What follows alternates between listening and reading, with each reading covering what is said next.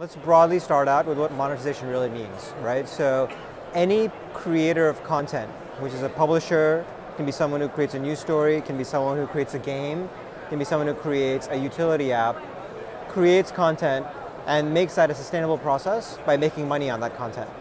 There are two ways of making money. One is through an in-app purchase, which a lot of people know about, which is you can buy a virtual good if you're a gamer, for example, or you can buy content. You can buy a $9.99 subscription to Spotify.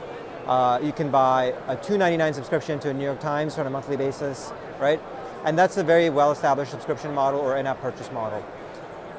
What we do is help content owners who don't want to charge their users. So if they want to continue making that content, then they can charge by showing advertising. So advertising is the other pillar of allowing content owners to create sustainable businesses, which is where we help them. Now, it's true that some people look at in-app purchase and advertising as competitors, but they're actually, you're right, very complementary. And the reason is, anybody who comes into your app, and let's use gaming as an example, right? Anybody who comes into your app, of every 100 users, on average, 5 will buy something. So the purchase rates are about 5% of users, right? Which basically means 95% of your users, on average, will not buy anything. So assuming you can show the right ad at the right time to the right user, it actually makes sense to use both in-app purchases and advertising. Because then you're maximizing revenue as a publisher without diminishing the user experience, which is really important. Any business to be sustainable has to be profitable. So that's the underlying truth. Now, having said that, what we've done as an industry is primarily shown banner ads, right? And banner ads can sometimes be disruptive. They're sometimes not targeted well. I think there have been many cases where I've been using an app, whether it's playing a game or trying to buy a plane ticket, and I get an annoying pop-up from some banner, right? And that's not really a positive, progressive user experience. So what we've done is say, we're going to break up with banners. We're going to get to the point where instead of showing banners to users, we're going to show interesting forms of native advertising. And native advertising essentially means advertising that's integrated into the user experience of the app, whether it be a game, whether it be news, whether it be chat, whether it be entertainment. And if we're able to integrate into that user experience, then that ad actually becomes less disruptive. On top of that, if we layer on our data and targeting, so InMobi has spent a lot of time building out the native ads platform, but the UI is only really part of the story. Obviously, you want to show the right ad at the right time, and we've become very good at that. But the other part, which nobody sees, but it's probably more important, is the targeting piece. Can you make sure that you're showing Peggy, who's a female, a different ad versus Pankaj, who's a male, a different ad? Because we may have different interests. Or you may live in one part of the world, I may live in another part of the world, and you want to make sure that all those ads are appropriately targeted. So that data and targeting and that ad format together form a very interesting user experience. So an advertiser needs to show advertising for all the content they can't charge for, but we can help them show the advertising that fits in well with their user experience. Let's use an example of one of our launch partners at MWC. So, we launched with a company called Tango that is a chat service, right? And now we have probably another 50 developers who are in the process of signing up with InMobi on native advertising, with hundreds in the queue. And when you open up the app, no banner shows up, and no interstitial shows up. It's actually, as you scroll up and down the feed, a certain ad shows up. And it could be for a game, it could be for a restaurant, it could be for a utility app. So, it's completely embedded in the experience. The targeting, as we talked about, again, is based on many factors. Can be based on, depending on what the publisher provides. It could be location, it could be some demographic information, could be location-based information, and we use that to target the right ad. I think native ads, generally speaking, makes more sense than banners. Not always, but in most cases.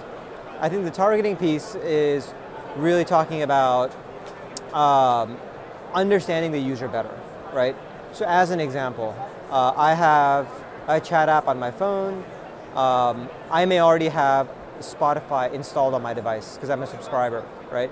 It doesn't make sense to show me Spotify as an ad because I already have it, right?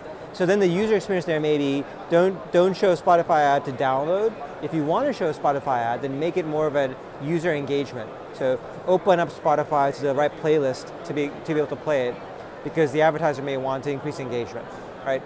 Another example, and that's what we call either negative retargeting, which is don't show the ad, or deep linking, which is show the ad, but link not to the App Store, but deep into the app itself.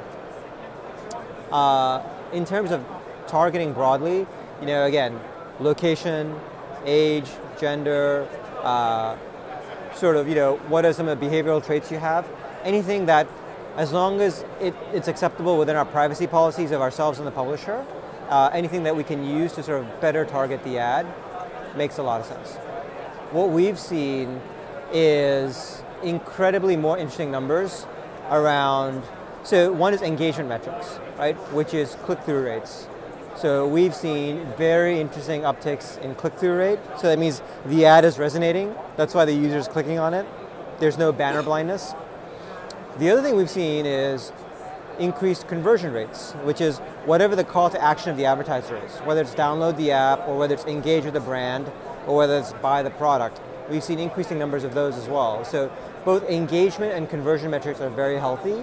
And when those metrics are healthy, then by definition, the monetization is going to be very interesting. So then the revenue that we're able to share to the publishers become a lot more interesting. And we've seen numbers in the order of 10x, in some cases 100x, what we see on banners. So it's really quite valuable.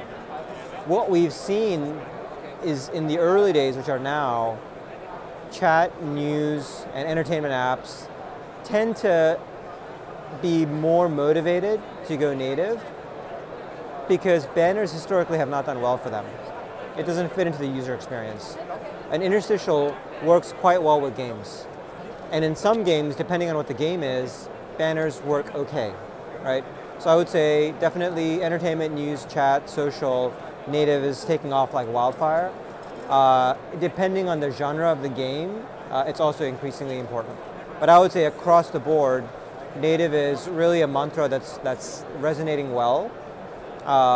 What the exact solution is going to vary by the category of the app because we designed the solution really customized for every publisher.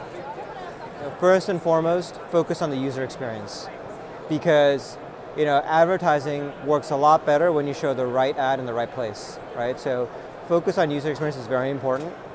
Second is understand your user, right? Because user experience is important, but also understand the context of the user because it can help you design the right ad slots. So I think that's very important as well. And third is, mobile is global. So it's really important to think globally.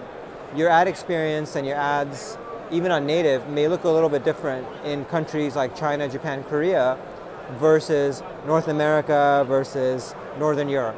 So I think it's important to make sure you design the process in a global context.